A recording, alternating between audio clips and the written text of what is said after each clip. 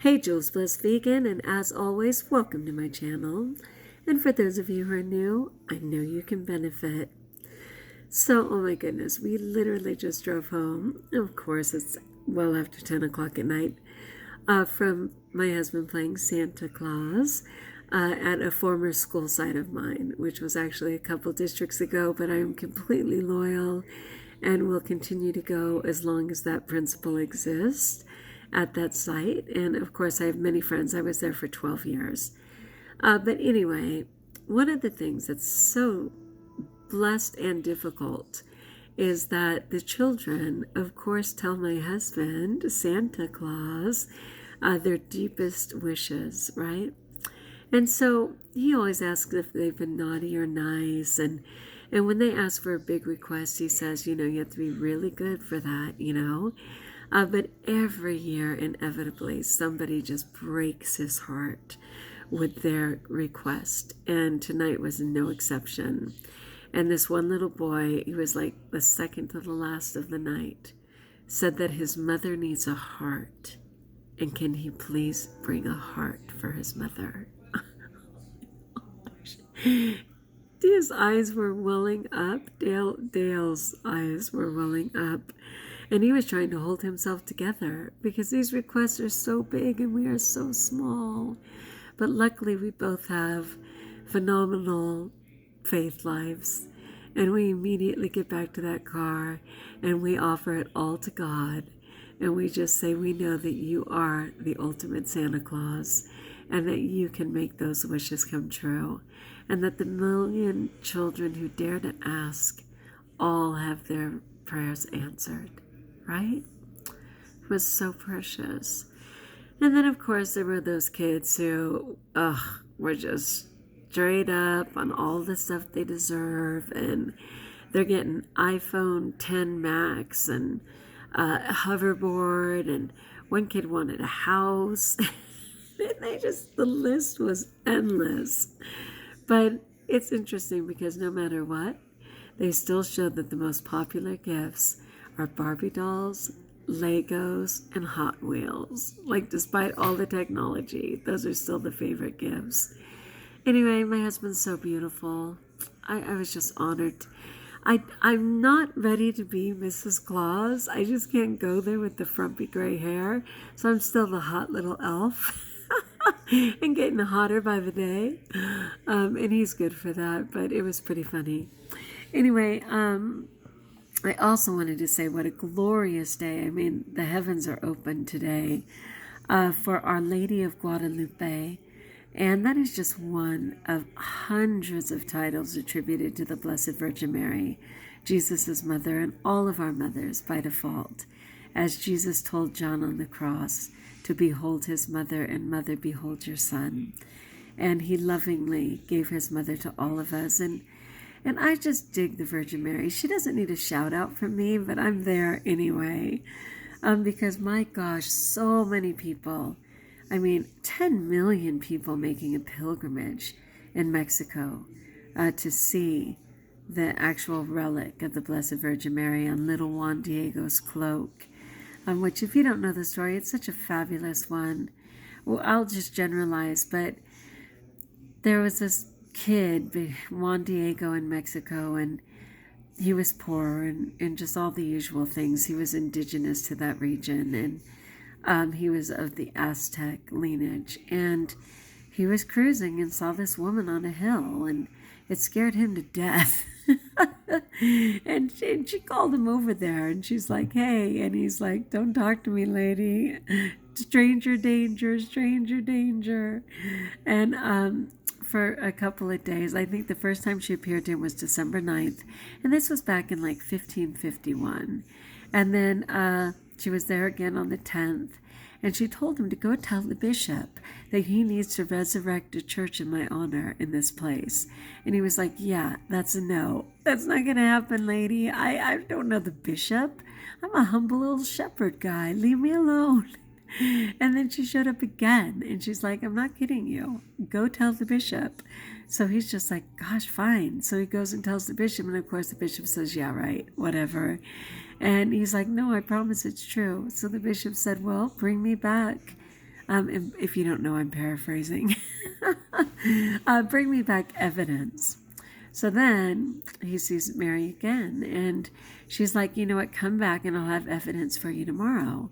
And so the next day, his uncle was sick, really sick, like dying sick. And so he didn't get to see Mary. And then he was so shamed over not seeing her that the final day, which was the 12th, which is today, he went the back way to avoid her like the plague. And of course she was in the back way. And he's like, I didn't come, my uncle's sick, you don't get it. And she just looked and said, am I not your mother? How can I not get it? I'm your mother, and I assure you, your uncle will be well. And she assured the uncle he'd be well too. And she said, come on, I have these flowers. Well, it's December in Mexico. There are no roses or flowers. And she says, come get them and show the bishop. That'll be your miracle. So he goes and gets them, and Mary actually arranges the roses in his cloak for him. And he carefully takes them to the bishop. And when he gets to the bishop, he says, here. And he drops the cloak, and all of the roses fall to the floor. And the bishop is mouth open and startled. And the kid's thinking, it's the roses, right?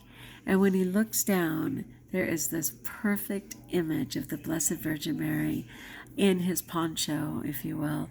And that image has never gone. That image remains, which is true of a lot of saints. I think I told you that before when I was in Italy. I mean, some saints, St. Catherine of Siena, never deteriorated. I mean, yeah, her cheeks are really thin and stuff, but her body remains. This other guy was just his tongue. I know that's freaky, but it's true. It's completely true. And then this cloak with the Blessed Virgin Mary, just like the Shroud of Turin, right, with Jesus imprinted on it. God is good like that. He likes humans to have evidence because we insist on it. And even with evidence, we still don't buy it, but it's pretty great. So anyway, the bishop saw the evidence. They ended up resurrecting it was just a shack to begin with, but ultimately an amazing church in Mary's honor, and she's Our Lady of Guadalupe. What was interesting to me, and I want to include the video in the description of this video, was the full story of Our Lady and how actually the whole thing began all the way back with St. Luke in, the first century. I mean, as a follower of Christ, one of his apostles, and how he actually had carved a little image of the Virgin Mary, and it was buried with him and unearthed in like the year 500 or something. And even that Christopher Columbus was connected with the Blessed Virgin Mary and Our Lady of Guadalupe, and how at another point in another apparition, Mary indicated to some people that where this cow had died, they would be able to dig up a statue. The statue they dug up all those years later was the one that was buried with St. Luke. It was like, wait, what? It's just an amazing history that leading up to that. But that kind of reminded me of Jesus and how many years before Isaiah prophesied about this little kid in Jerusalem saving the world. And it's just such a great story. People, if you don't know that you are absolutely derived from royalty, that you belong to God and to his son Jesus, and the Holy Family is yours for the taking, that we have been adopted, and through adoption, we are part of this amazing tale. Get on with it. Get on with it. I mean, it is a glorious time of year again as we approach Christmas. And you deserve to be part of that royal family. You deserve to be part of the promise of all of those gifts from the Father, Son, and the Holy Spirit. All of that is yours, let alone that amazing mother. And we're all just children anyway. It doesn't matter how old we're all children anyway. So if you have any questions, please ask. I will find you the answer. But the grace is yours for the taking.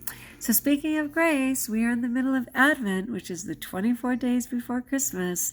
And today was day 12. And we have been doing a random acts of kindness challenge so that we can bring a little bit of Christmas to everybody without telling them deliberately, right? We're not telling them. We're just being a little spark of Christmas in their life. And so that's been happening. Today was the 12th day, and today was to just simply smile at a stranger or two or 20. And I will tell you, I smiled at 20. And that when you can smile fluently in every language the way I can, nobody's a stranger. What I've been enjoying about this little Acts of Kindness challenge, because it's so like God to make the blessing on us, even though we're seemingly giving blessings to others, is that I'm acutely aware of the acts of kindness. I'm completely aware of the people around me. I have a desire, like I can't even tell you how many times people thought I worked at the DMV. I went to get my birthday license renewed.